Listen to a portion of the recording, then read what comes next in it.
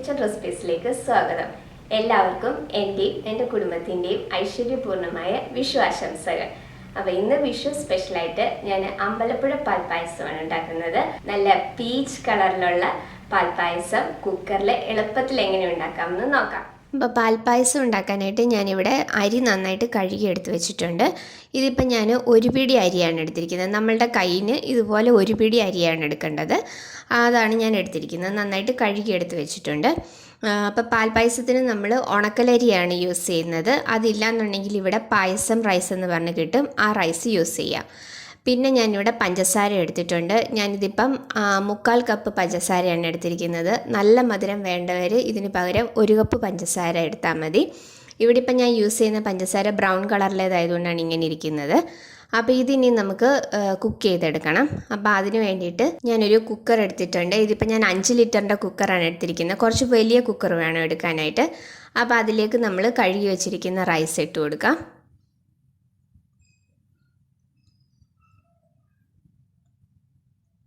ഇനി ഇതിലേക്ക് നമ്മൾ എടുത്ത് വെച്ചിരിക്കുന്ന പഞ്ചസാരയും കൂടി ഇട്ട് കൊടുക്കാം. അതിലേക്ക് ഞാൻ പഞ്ചസാര അളന്നിരിക്കുന്ന അതേ കപ്പിൽ തന്നെ 4 കപ്പ് പാലാണ് ഒഴിച്ചു കൊടുക്കുന്നത്. ഇതിപ്പോൾ ഞാൻ ഫുൾ ക്രീമിൻ്റെ ഫ്രഷ് മിൽക്കാണ് എടുത്തിരിക്കുന്നത്. അത് 4 കപ്പ് ഒഴിച്ചു കൊടുക്കുകയാണ്. 250 ml കപ്പിനാണ് 4 കപ്പ് എടുത്തിരിക്കുന്നത്.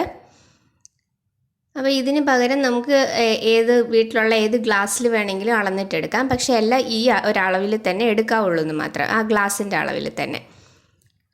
അപ്പോൾ ഇനിയും ആ സെയിം കപ്പിൽ തന്നെ 1/2 കപ്പ് വെള്ളവും കൂടെ ഞാൻ ഇതിലേക്ക് ഒഴിക്കുകയാണ്.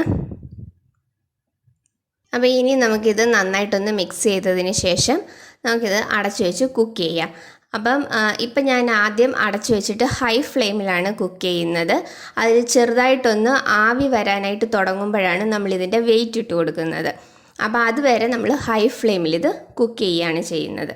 അപ്പോൾ ചെറുതായിട്ട് ഇതിൻ്റെ ഒരു ആവി വരാൻ തുടങ്ങുമ്പോൾ നമുക്കിതിലേക്ക് വെയിറ്റ് ഇട്ട് കൊടുക്കാം. അപ്പോൾ ഞാനിപ്പോൾ ഫ്ലെയിം ഓൺ ചെയ്തിട്ടുണ്ട്. ഇനി നമുക്കിതൊന്ന് അടച്ചു വയ്ക്കാം.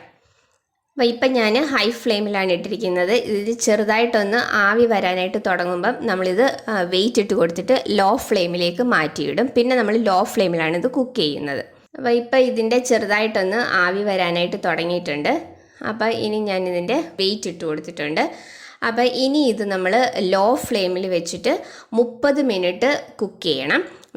വിസിൽ വരാനായിട്ട് പാടില്ല. വിസിൽ വന്നു കഴിഞ്ഞാൽ പാലൊക്കെ ചീറ്റി പുറത്തു പോകും. അതുകൊണ്ട് വിസിൽ വരരുത്. ഏറ്റവും ലോ ഫ്ലെയിമിലിട്ട് 1/2 മണിക്കൂർ കുക്ക് ചെയ്യാം. ഇപ്പോൾ ഒരു 1/2 മണിക്കൂർ കഴിഞ്ഞിട്ടുണ്ട്. അപ്പോൾ ഇനി നമ്മളിത് ഓഫ് ചെയ്തിട്ട് 1 മണിക്കൂർ ഇത് മാറ്റി വയ്ക്കും. അപ്പം ഇതിൽ വിസിൽ വരരുത്.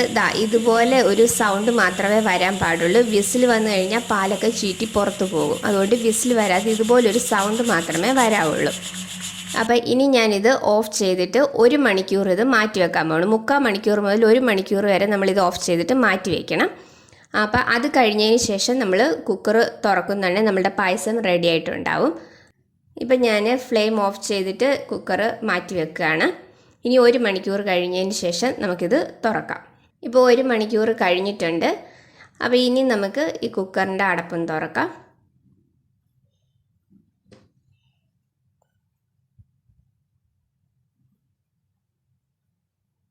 ഇപ്പോൾ നമ്മളുടെ പായസമൊക്കെ റെഡിയായി വന്നിട്ടുണ്ട്. നമ്മളുടെ അമ്പലപ്പുഴ അമ്പലത്തിലെ ആ ഒരു പായസത്തിൻ്റെ അതേ ഒരു പീച്ച് കളറൊക്കെ വന്നിട്ടുണ്ട്. ഇതാ കണ്ടോ, നന്നായിട്ട് നല്ല ഒരു പീച്ച് കളറിലുള്ള പാൽപ്പായസം ആയിട്ട് കിട്ടിയിട്ടുണ്ട്. അപ്പം നമ്മൾ 1/2 മണിക്കൂർ തന്നെ കുക്ക് ചെയ്യണം. ലോ ഫ്ലെയിമിലിട്ടിട്ട് തന്നെ 1/2 മണിക്കൂർ നമ്മൾ കുക്ക് ചെയ്യണം. അത് കഴിഞ്ഞതിന് ശേഷം നമ്മളത് ഓഫ് ചെയ്തിട്ട് 1 മണിക്കൂർ മാറ്റി വെച്ചതിന് ശേഷമേ ഇത് തുറക്കാൻ പാടുള്ളൂ. എങ്കിൽ മാത്രമേ നമുക്ക് ഈ ഒരു പീച്ച് കളർ കിട്ടത്തുള്ളൂ പായസത്തിന്. അപ്പം നല്ല ഈസി ആയിട്ട് തന്നെ ഉണ്ടാക്കിയെടുക്കാൻ പറ്റുന്നതാണ്. അപ്പം ഞാൻ ഇതിലേക്ക് ഇനിയും അണ്ടിപ്പരിപ്പും കിസ്മിസും ഒന്നും ഫ്രൈ ചെയ്തിടുന്നില്ല. നെയ്യിൽ ഒന്നും ചേർക്കുന്നില്ല. അതുപോലെ തന്നെ ഏലക്കാപ്പൊടിയും ചേർക്കുന്നില്ല. നമ്മൾ അമ്പലത്തിൽ നിന്ന് കിട്ടുന്ന പായസത്തിൽ അതൊന്നും ചേർക്കാറില്ല. അപ്പം ഞാനതുകൊണ്ട് അതൊന്നും അതിലേക്ക് ചേർക്കുന്നില്ല. നല്ല ഈസി ആയിട്ട് തന്നെ ഉണ്ടാക്കിയെടുക്കാൻ പറ്റിയൊരു പായസമാണ്. കുക്കറിൽ പെട്ടെന്ന് തന്നെ നമുക്ക് ഉണ്ടാക്കിയെടുക്കാം. അപ്പോൾ എല്ലാവരും ഈ പായസം ഒന്ന് ട്രൈ ചെയ്യണം. ഒരിക്കലും നമുക്ക് അമ്പലത്തിൽ നിന്ന് അമ്പലപ്പുഴ അമ്പലത്തിലെ ആ ഒരു പായസത്തിൻ്റെ ടേസ്റ്റ് ഒരിക്കലും നമുക്ക് വീട്ടിലുണ്ടാക്കിയാൽ കിട്ടത്തില്ല. എങ്കിലും അതിൻ്റെ അടുത്ത് വരുന്ന ഒരു ടേസ്റ്റിലൊക്കെ തന്നെ കിട്ടും നമുക്കിത്. ഈസി ആയിട്ട് തന്നെ ഉണ്ടാക്കിയെടുക്കാനും പറ്റിയതാണ്. അപ്പോൾ എല്ലാവരും ഇതൊന്ന് ട്രൈ ചെയ്യണം. എല്ലാവരും ഇത് ട്രൈ ചെയ്തിട്ട് നിങ്ങളുടെ അഭിപ്രായം എനിക്ക് കമൻസിലൂടെ അറിയിക്കണം. അപ്പോൾ വീഡിയോ ഇഷ്ടമായിട്ടുണ്ടെങ്കിൽ ലൈക്ക് ചെയ്യാനും ഷെയർ ചെയ്യാനും സബ്സ്ക്രൈബ് ചെയ്യാനും മറക്കരുത്. അടുത്ത വീഡിയോയിൽ വേറൊരു നല്ല റെസിപ്പി ആയിട്ട് കാണാം. താങ്ക്